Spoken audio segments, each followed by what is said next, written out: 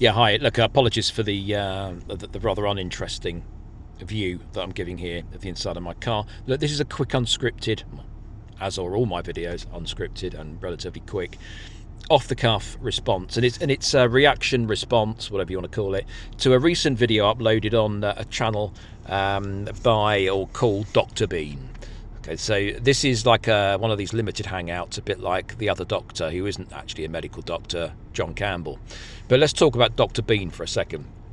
He's recently, and I say recent, in the last day or so, uploaded a video. And I didn't listen to it, if I'm being perfectly honest. I just saw what it was called. The title has got long COVID in it. And he's talking about long COVID as if it exists. And what I wanted to do was just respond to that very quickly. It doesn't take much time. So, look, here's the thing, the problem with long COVID as a diagnosis. It stems from this, that in order to be diagnosed with long COVID, I'm assuming you needed to have been diagnosed with COVID.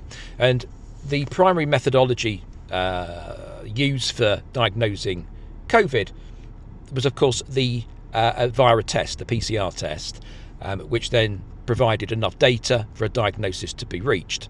And the PCR test has been proven, in fact, not just since then, but in fact was already identified as being unfit for purpose, identified by the very man who, in fact, invented it, Dr. Kary Mullis.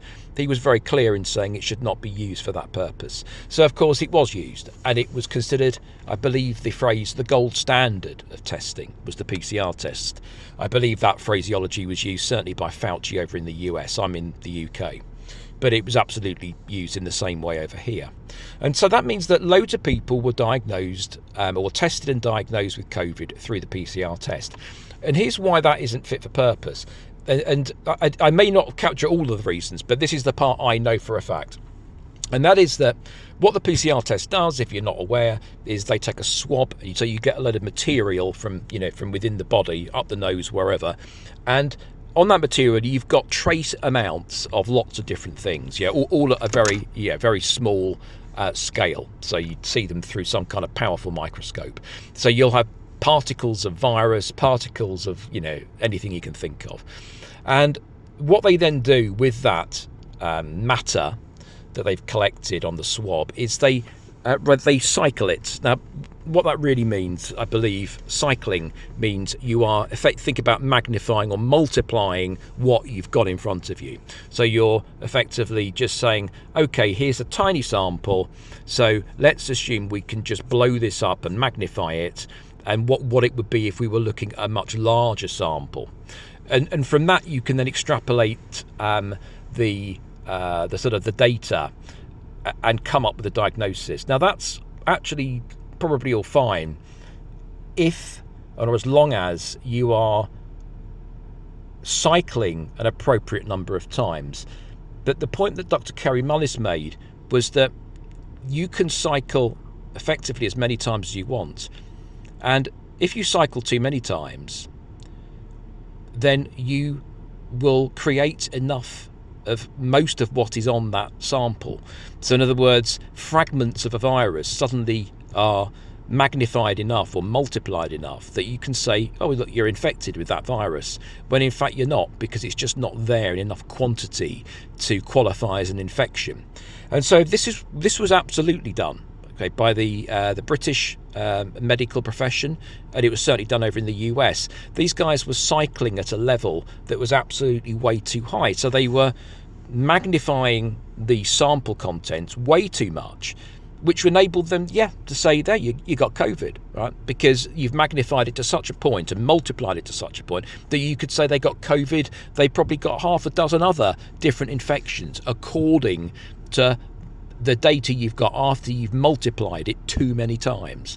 And so what that means is, without going any further, and I'm sure it'd be possible to go a lot further to discredit it even more, you can say that we have no idea who really had COVID and who didn't. Therefore, how on earth can we start talking with certainty about the existence of long COVID, whose existence relies fundamentally on the premise that we say that we understand how many people truly had original COVID? So there's my response to his silly video.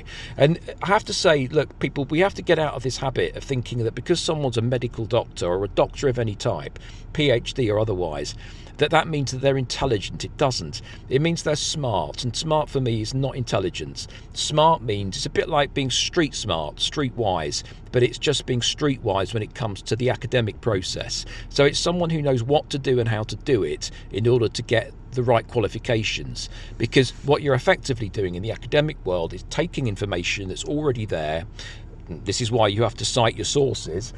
You're taking other people's information. So how you bring originality into the academic world, that's a tough one, isn't it? Because it's all about actually taking what work has already been done, and that is apparently the only work that's really credible.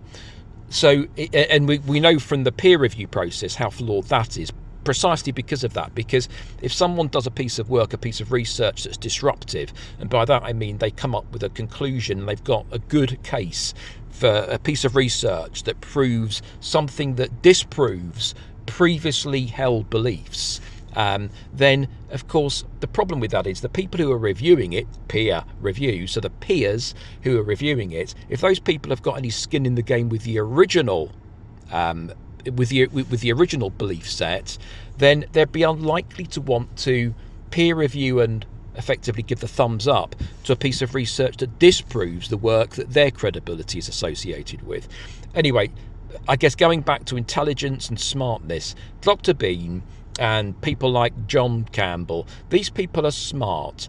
They're smart in a way that is going to help them be successful in getting their qualifications in a university. Don't mistake it for intelligence, it really isn't. And they are constantly giving us examples of their lack of intellect. Well, either that, maybe it's not lack of intellect, I don't know.